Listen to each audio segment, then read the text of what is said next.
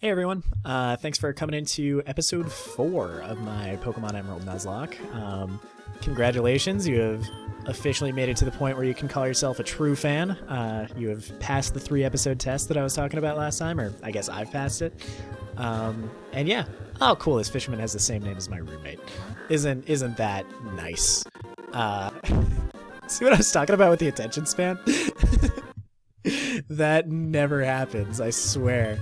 But yeah, we have officially made it to the point where I feel like the series is into a swing. I am loving the Stanford nicknames. I'm loving how my hubris has not cost them innocent life.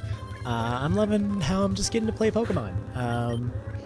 And yeah, we are currently going up against Fisherman Ivan. I wonder if he's any good at bio, if he is actually shiny hunting these Magikarp, or rather breeding them, and that's why he has so many of them, and I've just caught him off guard. Because there's no way that my roomie would let me destroy him like this. This is far too one-sided a battle. Ugh, I might run out of tackles. Hold on. This might actually require me to switch. No, I think you're gonna barely be fine. Yep. Cool, turbo mode was made for the Magikarp, and I think I'm just gonna keep it on for a while because I always forget how nice it is to not have to play a game at the speed it was meant to be played. Ooh, Lepa berries, nice. Those restore PP, great for Wars of Attrition. Also, I should explain that PP stands for power points, and that Lepa is not a drug for erectile dysfunction. If you see berries growing in loamy soil, feel free to take them. But make sure you plant a berry in the same spot. That's common courtesy. Here, I'll share this with you. Ah, thanks. Chesto berry, so I can wake up from the nap that you just lulled me into with that boring speech.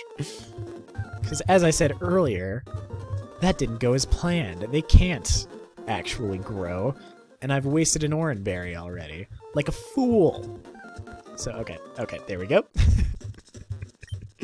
Turbo mode is a wonderful visual because you have to see what I see in moments like those, which is a kid just high out of his mind on caffeine. I hope caffeine. And just like rushing around this town, like, gotta get to the Pokemon Center. Where's the Pokemon? And he can't get through the door because he is running faster than his little mind can comprehend. Just like I'm playing this game faster than my puny brain can comprehend.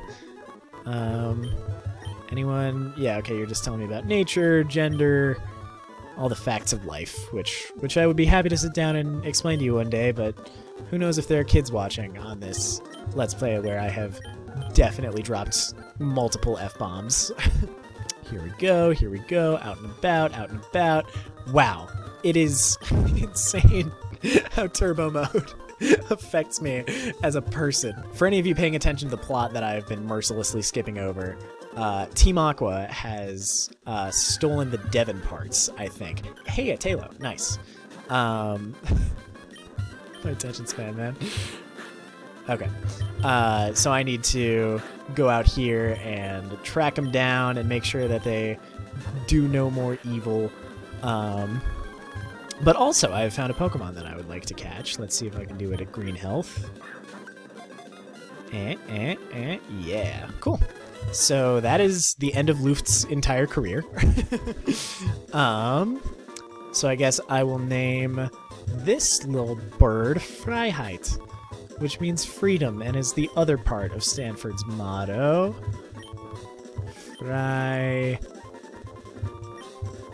Turbo mode is bad.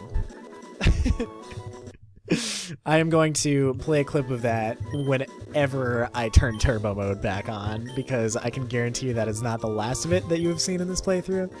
So, yeah, the Devon parts have been stolen by Team Aqua. We don't know this yet, but their whole goal is to flood the world because they like water. And our goal is to stop them so that not everybody drowns. And that's a plot of Sapphire version. But in Emerald, we also have Team Magma, who wants to rid the world of all of its water. by awakening legendary Groudon. They awaken legendary Kyogre to flood the world. By the way, this is common knowledge. And here's the thing that interests me is that neither of these two understand the water cycle.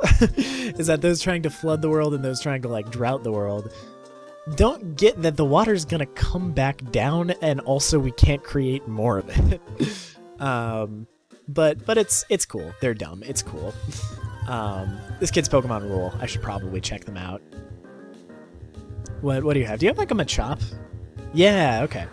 That's that's been my random knowledge.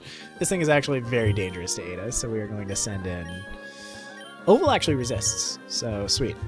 Also, I love how the levels are getting more balanced here. I'm clearly lower level than my opponents, which is not good, but I outnumber them, so hopefully I can outmuscle them.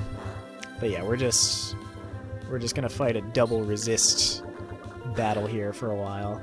Oh, fighting doesn't resist poison. It's just the poison that resists fighting. Cool. Never mind. It's bug, where they both resist. And I don't know why. There are plenty of Pokemon type matchups that are like that, where X resists Y, but Y doesn't resist X for dumb reasons. There we go. Now you're poisoned. Hopefully you don't have Guts, the ability that makes it so that you hit me twice as hard if you're poisoned. And now you're going for the crit. I should have thought about these things. But yeah, like, I didn't let Ada fight this thing because fighting beats dark, because I guess someone who fights dirty is going to lose to a professional fighter is the idea. But also bug resists fighting because bugs are hard to punch. And I could be using my Tailo at this point if it weren't so low level. I could be throwing Fryhide in here, but because if you've ever tried to punch a bird, it's hard. And that's just the shallowest delve into Pokemon types. Sweet Tap has learned Water Gun, meaning that, yeah, Luft is completely useless. And I guess I will train up Fryhide with Ada helping her. I think, okay. Yeah, I have the opportunity to catch one more Pokemon before the first gym, before the first big battle. But this is probably going to be what my team is looking like for a little while, so that's cool, that's fun, that's flirty. Ooh, okay, cool. I always love making my Pokemon fight wild Pokemon of the same species that are on the team, because it's just like, hey, here's what it would be like if I were to pitch you against one of your friends. Granted, they don't know each other, they all just met, but in a world... Cool. We're stopping that. In a world where Fryhide would have to fight Ada, here's what would happen. Ada would probably win at this stage, and that is why I am sparing Fryhide's young little life. It really shows you how underleveled I am that I have a level 8 while I am fighting a wild level 8. Don't love that for us. Really don't love that for us.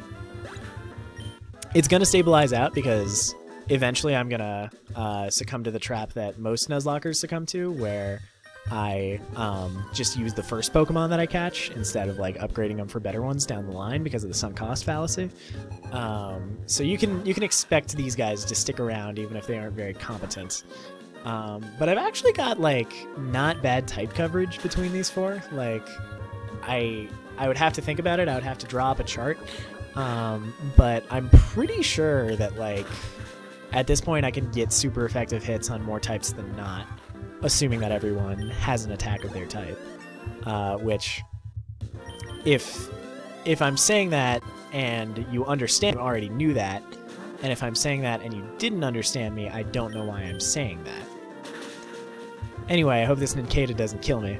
So in that run I was talking about earlier, this is where this Nincada, this was the next Pokemon that I caught.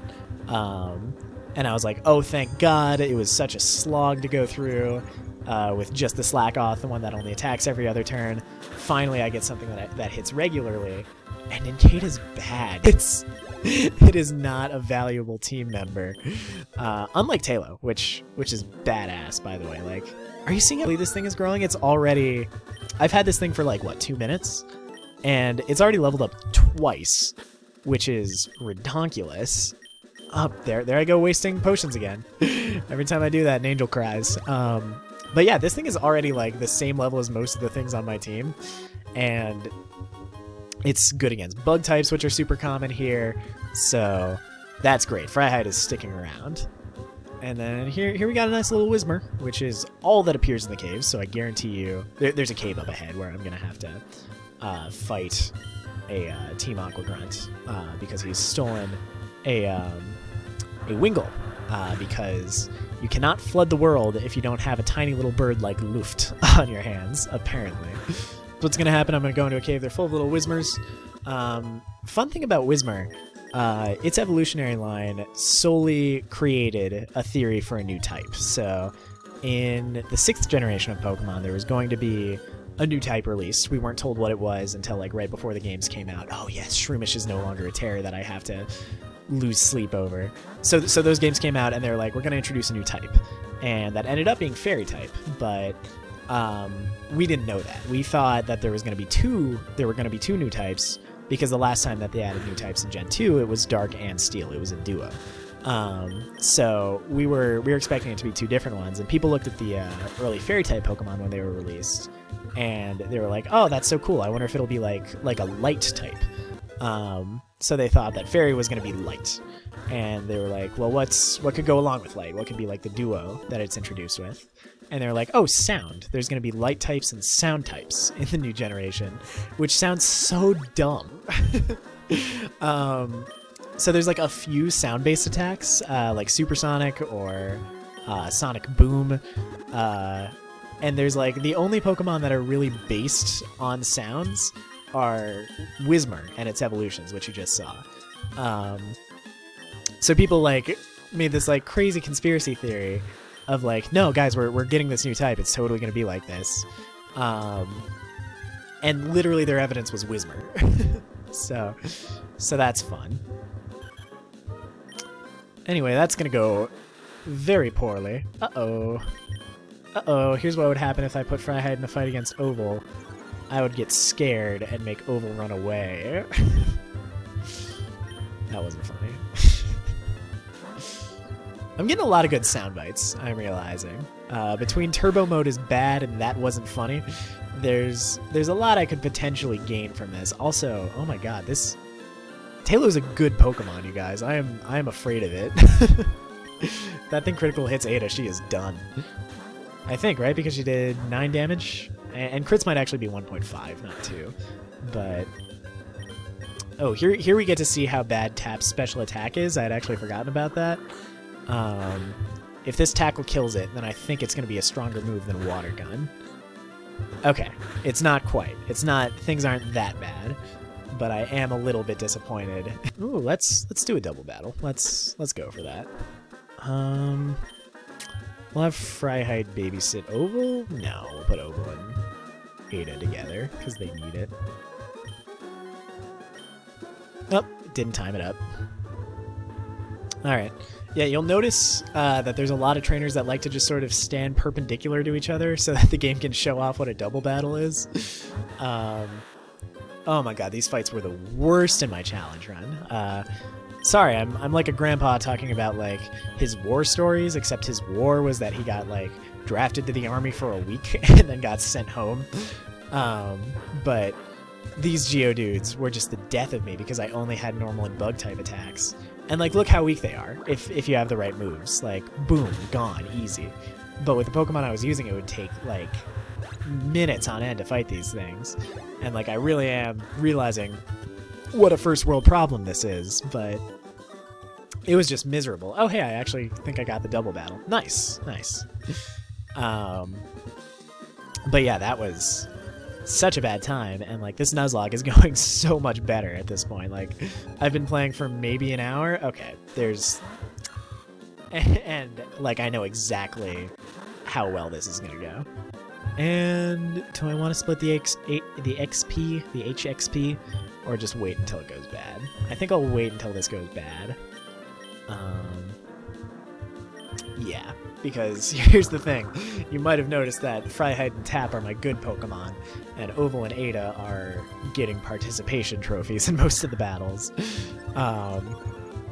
Freiheit could destroy the Shroomish, Ada could destroy, or not Ada, Tap could destroy this Geodude, but just for the sake of them getting better, I'm gonna see if my two underdogs here can take out these Pokemon. That's not good. Yeah, this Geodude is gonna be a problem for these two because they're investments. I'll say that. They're not great right now, but they're gonna get a lot better. It's Tap time. Lotad, if you get a critical hit on a grass move, I swear to God. Let's see how this goes. Nice, very good poison. I have officially been Let's Playing long enough to switch into bad and vague accent. I think it is meant to be Russian, but it doesn't sound like anything, and this is how I speak when I am trying to be funny desperately and have nothing funny to say. That's how you know you've been going for too long, is when you randomly do voices. Yeah, this battle is going to be the last of the day's recording session for sure. Oh, good for Tap. Look at how much better those numbers are, just objectively, as compared to anything else on the team. Like, Freiheit holds a candle for sure. That's the first time I said it non-German, and I know it won't be the last. But, okay, hold on, we gotta watch this. Okay, please don't kill my best Pokemon. I just took a calculated risk, but I'm getting a B in math. So let's see how this works out. Come on. Come on, don't do it. Don't do it. Don't do it. Don't do it. Don't do it. Okay. Cool. This death scare is not something that has to happen. We're switching you right out, buddy. Freiheit is gonna take it from here like he really should have before. It's all gonna be okay. It's all gonna be okay. Yep. Oh, wow. I wonder if that was the AI being sparing to me, that he just used a worse move on a less vulnerable Pokemon. Anyway, good for Ada. She's level 9. Learned Sand Attack. Wonderful. Kick dust into the eyes of your opponents. That's a good, clean fight. And, no contest at all. Love the dialogue in these games. Alright.